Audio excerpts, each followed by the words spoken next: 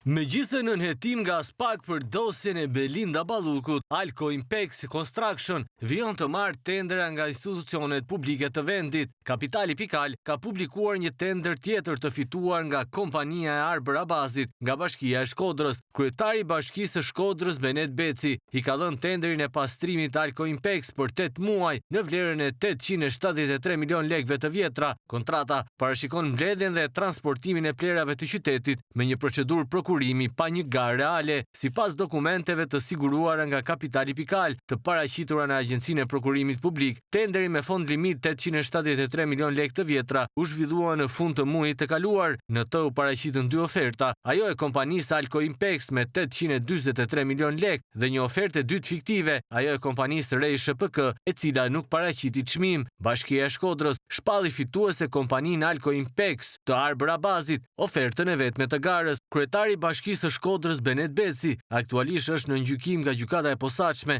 kundër krimit dhe korrupsionit, pasi akuzohet nga SPAK për shkelje të barazisë në tendera gjatë kohës që mbante detyrën e kreut të kesh. Ndërkohë Arbër Abazi, pronari i kompanisë Alko Impex Construction, është paraqitur disa herë në prokurinë e posaçme, ndërsa ambientet personale dhe ato të kompanive të tij janë kontrolluar nga SPAK në kuadër të hetimeve për ish-zëvendës kryeministre Belinda Balluku. Arbër Abazi rezulton lidhje familjare me Ballukun dhe aktualisht është në hetime edhe për tenderin për ndërtimin e Unazës së Madhe të Tiranës.